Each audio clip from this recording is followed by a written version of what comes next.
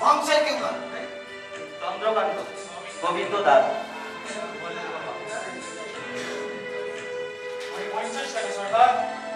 Pocket মার মিলন পাহাড়ি। মন্ত্রমুক্তিতে ফাঁস করে তার কি শাস্তি? সর্দার সুমন মণ্ডল। তাকে মৃত্যু সর্দার। সর্দার শুভম পাল। সুবল সৈকত সান্দ্রা।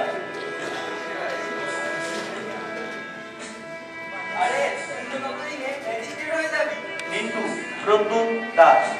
16,000 টাকা জন্মানি পেয়ে তুই শেষে চিরাবাদক খালি ছাড়লি প্রবাদ। প্যালারাম বিশেষকর। স্বপন অতনু মান্না। তোমার নাম বিচ্ছু।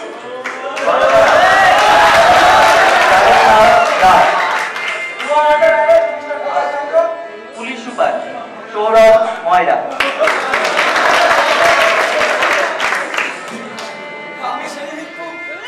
ভিক্ষু সুদীপন মান।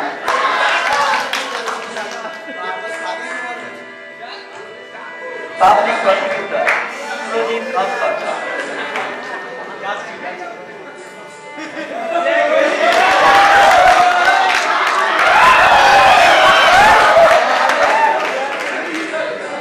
বিচারক দেবনাথ বেরা। কোর্টের দাঁড়ি Ayan Mukherjee Subhadip Chatterjee.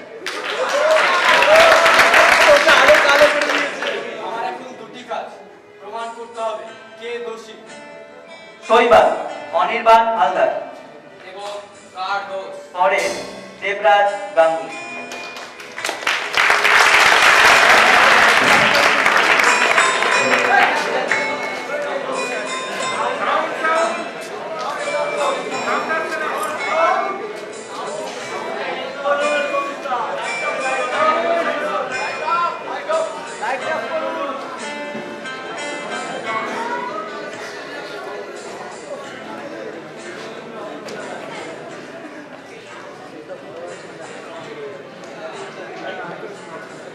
The older I grow, the more everything seems to me to lie in manliness. This is my new gospel. সাহিত্য সমাজের দর্পণ। কথার সত্যতা সবাই মানে, যেমন এই নাটকটি। সমাজ মানে সংঘাত, ভালো মন্দ, শুভ অশুভ, ধর্ম অধর্মের নিরন্তর দ্বৈরথ। সেটাই কেহ হাসে, কেহ বসে ফেলে অশ্রুজল। হাসিলে দিই হাততালি, কাঁদিলে সবাই আঙুল তুলি। সেই সমাজের দিকেই রে মন বিজ্ঞজন এরে কয় প্রহসন, নাম দেয় নাটক। বলেন মূর্খ মানব, যে সমাজ তোমায় জল আলো বাতাস দিলে, জমি দিয়ে দাঁড়াবার জায়গা দিলে, তারই ছুটছো কালি, সে যে তোমারই গায়ে ছিটচ্ছে, দেখেও দেখছো না। সমাজ নামে এই আস্থা করে তুমি কি আকাশের তারা হয়ে বসে পড়েছিলে একদিন অবস্থান, নাকি তার চালচিত্রটা নিজেই বেছে নিয়েছিল তোমার প্রকৃতি, তোমার স্বভাব, সৃষ্টির প্রথম শুভক্ষণে? দোষ কার, কে তার উত্তর দেবে? ভাইয়া একবার বীক্ষণ লাগাও চোখে, জুম করতে করতে আকাশ থেকে মাটিতে নামো একবার, দেখবে সমাজ কোথাও নেই, সীমানা কোথাও পাবে না, আছে শুধু ইউনিট, একটাই ইউনিট, নাম তার মানুষ। হ্যাঁ, দুইটা দল দেখবে বটে, মুষ্টিমেয় বলবান, আর তাদের পায়ের তলায় সিংহভাগ বীর্যহীন শোষিত চিরকাল। আর ওই তোমার ধর্মনীতি, শিক্ষানীতি, সমাজনীতি, অর্থনীতি ইত্যাদি শত নীতি, ওগুলো বিধাতা তার নয়, সমাজের বিধানদাতাদের বাঁ হাতের হস্তশিল্প। সবার উপরে রাজনীতি। আর একটু সামনে যাও, দেখবে ওগুলো শিল্প নয়, আসলে এক একটা পেশায়ের ফল। তত পিষবে তত রস মিলবে, রাতারাতি। আবার সেই রসের নাম টাকা। তাকে সযত্নে জমতে দিও মাটির তলায়, অনেক রকমারি মিষ্টি মিলবে প্রচুর। চেকো সেই রামরস বংশ পরম্পরায় অমর হবে। শতাধিক বৎসর হয়ে গেল। বিবেকানন্দ বলেছিলেন, ও তোমার পার্লামেন্ট দেখলুম, সেনেট দেখলুম, ভোট ব্যালট মেজরিটি সব দেখলুম, সব দেশেই সেই এক কথা, গোটা কতক শক্তিমান মানুষ সবাইকে যেমন চালাচ্ছে তেমনই চলছে সব, বাকিগুলো ভেরিয়া পোষায়। হে রাম, চমকে যেও না, ভাওতাই বলো না। রাজনীতির নামে চোরের দল গরিব লোকের রক্ত চুষে খাচ্ছে, আর দিন দিন মোটা তাজা হচ্ছে। যদি ভেতরের কথা জানতে তো ঘেন্না হয়ে যেত। মানুষ হও রামচন্দ্র, দেখবে আর সব অমনি অমনি আসছে তোমার পিছন পিছন। এইটা নতুন সমাচার, এ যুগের নতুন গসপেল, ম্যান জিনিস। পৌরষ অবলম্বন করো, অন্যায়ের বিরুদ্ধে রুখে দাঁড়াও, ভুলো না যাহারা তোমার বিষায়েছে বায়ু, নিভায়েছে তব আলো। তুমি কি তাহারে অবাক হইয়াছ? তুমি কি দেশেছো ভালো? আসুন নায়ক, যুদ্ধ করুন, ফলাফল ফেলিয়া দিন ঈশ্বরের পায়ে। অথবা আসুন নাটক দেখুন জগতের নাট্যশালায়। কান্না হাসির দোল দোলানো এই পৌষ ফাগুনের পালা, আর সেই অনামা কবির মতো শুধু দেখেই চলে যায়। নাটক কার দোষ?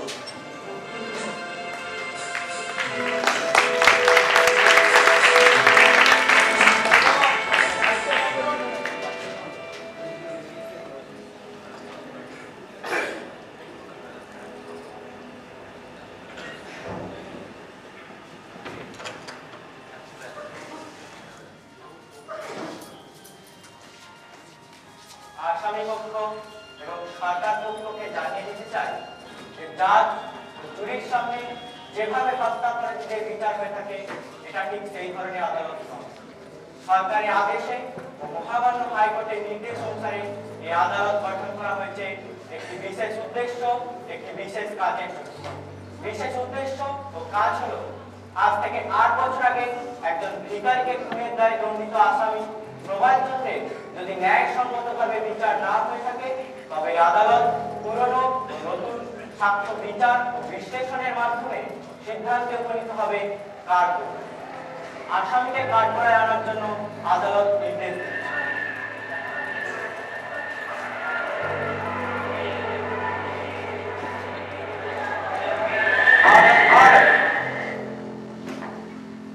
প্রবালচন্দ্র, 8 বছর আগে একজন ভিখারিকে খুনের মামলায় আপনার 7 বছর কারাদণ্ড হয়েছিল। সে বিষয়ে মহামান্য আদালত পুনর্বিচারের নির্দেশ দিয়েছে। পুনর্বিচার? আইন মিথ্যা, আদালত মিথ্যা, ধর্ম মিথ্যা, ভগবান মিথ্যা, সব সব মিথ্যা। আইন বদলেছে, আদালত বদলেছে, সাক্ষীরা মিথ্যা সাক্ষী দেওয়া ছেড়েছে। পুনর্বিচার? Order, order. Open the case for prosecution. Your Honor, 8 বছর পূর্বে এই মামলার সমস্ত তথ্য প্রমাণাদি আদালতের কাছে জমা দেওয়া, সাথে প্রবালচন্দ্রের তো প্রমাণও হয়েছে। এ ব্যাপারে আমার মতামত অপরিবর্তিত। তাছাড়া ডাকাতি ও সরকারি কর্মচারীকে মারধরের ঘটনায় আসামি চরিত্রের হিংস্র দিকটি দিনের আলোর মতোই পরিষ্কার। এর বেশি আমার আর কিছু বলার নেই। আসামি পক্ষের উকিলের সহায়তার পর তবেই আমি আমার জবাব দেব। Hello, Mr. Defense Counsel. Raise your argument. Your Honor, আমার বক্তব্য খুবই সংক্ষিপ্ত। আজ থেকে 8 বছর আগে পথের ধারে একজন ভিক্ষুককে অচেতনভাবে রক্তাক্ত অবস্থায় পড়ে থাকতে দেখা যায়। প্রবালচন্দ্র তাকে শুশ্রূষার জন্য এগিয়ে আসে। সেই সময় বিশ্বনাথ বাবুর সঙ্গে প্রবালচন্দ্রের দেখা হয়। বিশ্বনাথ বাবু রিকশা ডেকে হাসপাতালে নিয়ে যাওয়ার পরিবর্তে পুলিশ এনে প্রবালকে খুনি সাব্যস্ত করে। প্রবাল খুনি নয়, Your Honor। আদালতের কাছে আমি আবার বলছি, সরকার পক্ষের কেস এত স্ট্রং, এত কমপ্লিট যে 8 বছর আগে যা স্বীকার করেছিল, আজও বিনা প্রয়োজনে তা নিশ্চিতভাবে নিবেদন করছে। Your Honor, 2009 সালের 2রা ফেব্রুয়ারি সোমবার সন্ধ্যা 6টায় যখন ঘটনাটি ঘটে, তখন ঘটনাস্থলে প্রবালচন্দ্র ও বিশ্বনাথ বাবু কেউই উপস্থিত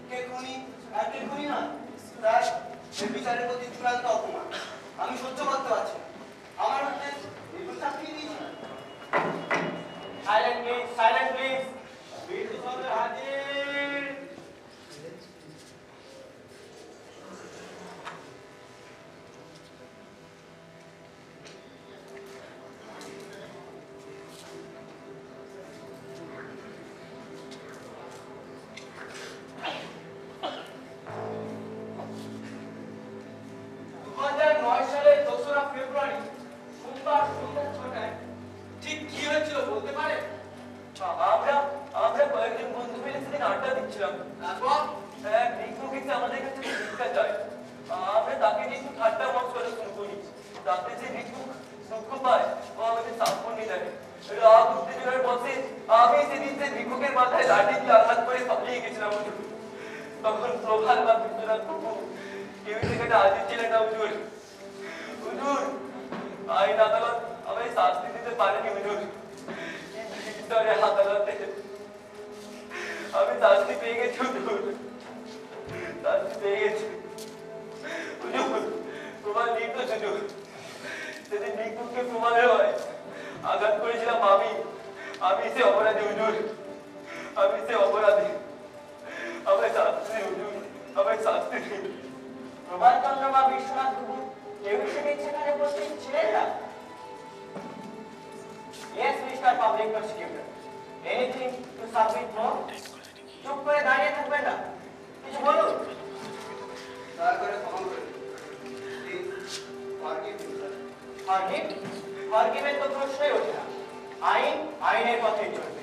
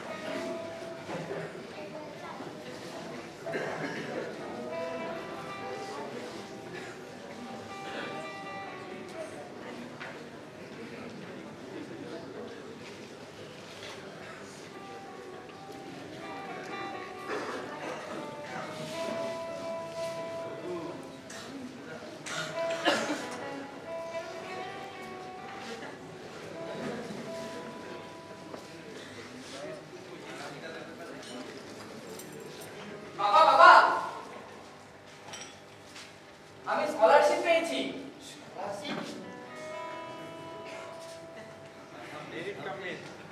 কি করে পেলে বলো তো? এবার স্কুল থেকে 30টি ছেলে পরীক্ষা দিয়েছে। তোমার মতো গরিবের ছেলেরা কেউই নয়। ঘি দুধ খেয়ে প্রাইভেট টিউটরের কাছে পড়ে ওরা তো ভালো পানিয়ে পেরে না। আর তুমি পেলে জল পানি। ঘি দুধ খাওয়া চুলোয় যাও পড়ার জন্য একটা সামান্য আলো তোমার ছুটে। অথচ তুমি ভালো ছেলে হলে কি করে? কারণ তুমি ভালো হয়ে জন্মেছো, কেউ তোমার খারাপ করতে পারে না। কেউ না বাবা, আমি বরাবর সমস্ত পরীক্ষায় ভালো রেজাল্ট করেছি এই জন্য যে আমার বাবা সৎ লোক, মামারা পণ্ডিত, আর মাস্টার মশাইরা আদর্শ মানুষ। আমি শৈবালটা বলে আছি বাবা, শৈবালটা বলে আছি। কি যে এরা বলে কিছু বুঝতেও পারি। এত কথা যে শেখানোই বাদ।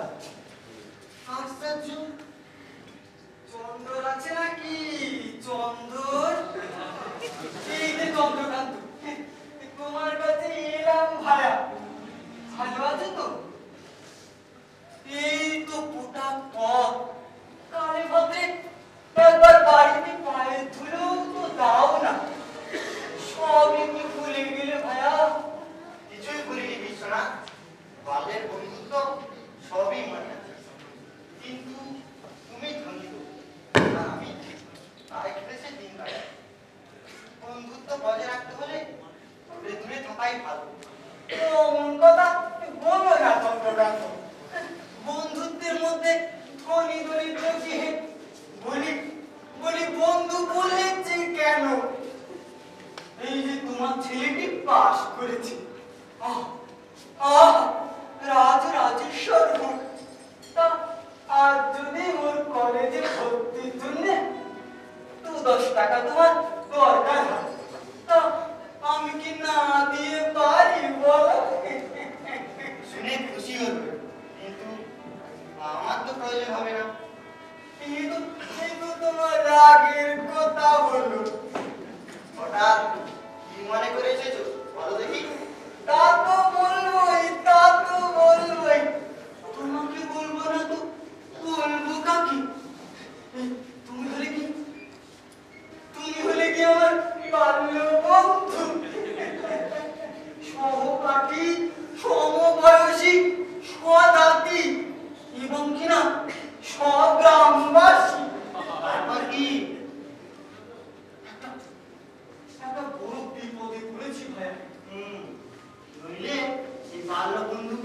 মনে পড়বেই বা কেন?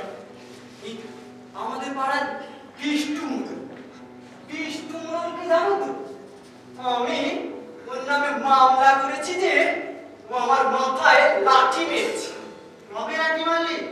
আহ, তুমি তুমি নেহাত ছেলে মানুষটাই রেগে ওই বিষ্টু মারবে আমার মাথায় লাঠি, বরং আমি খড়ম পেটা করে ওর ওর মাথাটা ফাটিয়ে দিয়েছি। অথচ তুমি তার নামে মামলা করে দিলে? চাপান ভায়া চাপান, আমি মামলা না করলে সে কি আমায় রেহাই দিত? আরে তালুকদারি তো করনি, তালুকদারি করতে হলে মার প্যাচ একটু একটু শিখতে হয়। তারা শিব শঙ্করী মা। তুমি কি আমায় এই কাজ শেখাতে এসছো নাকি? কথাটা কি জানো, ব্যাপারটা যখন ঘটে তোমার ছেলে প্রভা সেখানে উপস্থিত ছিল। তা আমি তো তাকে সাক্ষী বলে মেনেছি। সে কি দেখেছে লাঠি মারতে? না দেখলেও দেখেছে। বোঝো না কেন, মামলার গরু গাছে ওঠে। তাহলে তুমি ছেলেকে ডেকে বলে দাও সে যেন ঠিক ঠিক সাক্ষীটা দিয়ে দেয়। তুমি তো আমায় জানো বিশ্বনাথ, আমি মরবো তবু মিথ্যাকে প্রশ্রয় দেবো। আরে তোমাকে তো বলছি, সাক্ষী তো দেবে তোমার ছেলে প্রভার। যে কাজ নিজেই করবো না, তার ছেলেকে করতে পারবো কি করতে? তুমি কি বলছো হে চন্দ্রকান্ত? তাহলে এত দূর থেকে তোমার কাছে ছুটে এলাম কেন? না আসাই উচিত ছিল। তুমি তো আমায় জানোই। তুমি যে বাল্য বন্ধু হে। বাল্য বন্ধু কেন, আপন ভাই হলেও আমি ঠিক একই কথাই বলতো। মামলাটা যে কেচে যাবে ছাড়। মিথ্যা মামলা কেটে যাওয়া তো উচিত। যাওয়াই উচিত। তারপর ওরা যখন মোকদ্দমা করবে, মাথা পেতে দণ্ড নেবে। মাথা ফাটিয়ে তালুকদারি করিয়েছ, দণ্ড নিতে পারবে না? এটা কি বন্ধুর কথা হলো চন্দ্রকান্ত? সবটা বলা হয়নি এখন। ছেলে যা দেখেছে, দরকার হলে আদালতে দাঁড়িয়ে সেই কথাই বলে আসবে। তার মানে তোমার ছেলে আদালতে গিয়ে বলবে যে আমি বিষ্ণুর মাথা ফাটিয়েছি? না বলবেই কেন? দোষীর দণ্ড দিতে সরকারকে সাহায্য করা আমাদের প্রত্যেকের উচিত। বন্ধু সর্বনাশ করেও বন্ধুর চেয়েও যে বন্ধু তার নাম ধর্ম।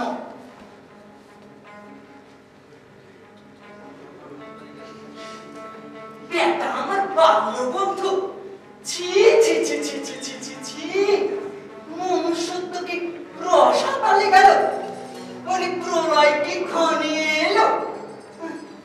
তারা শিব শঙ্করী মা। জ্যাঠামশাই, শুনেছেন জ্যাঠামশাই? আমি স্কলারশিপ পেয়েছি। আহা, তা পাবে না, আমার আশীর্বাদ কি বৃথা যাবে নাকি?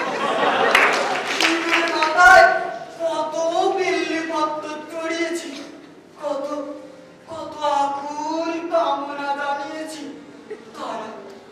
তারা শিব শঙ্করী মা আমার প্রবালকে যে একটা কলাশিপ পাইয়ে দিতে হবে মা, নইলে তোর চরণে যে আমি আত্মঘাতী হব না।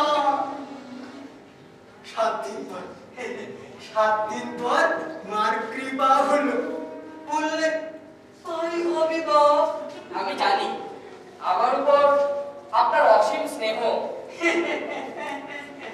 শুধু কি স্নেহ, তোমার জন্য তো আমি যে কোনো মুহূর্তে প্রাণ দিতে পারি। বন্ধু ছেলে কিনা। কেন জ্যাঠামশাই? বসুন বসুন।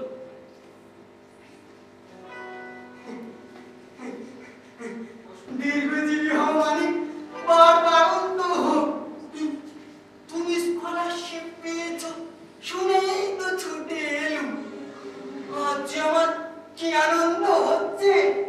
কথা কাকে বা বুঝাবো, কি বা বুঝবি?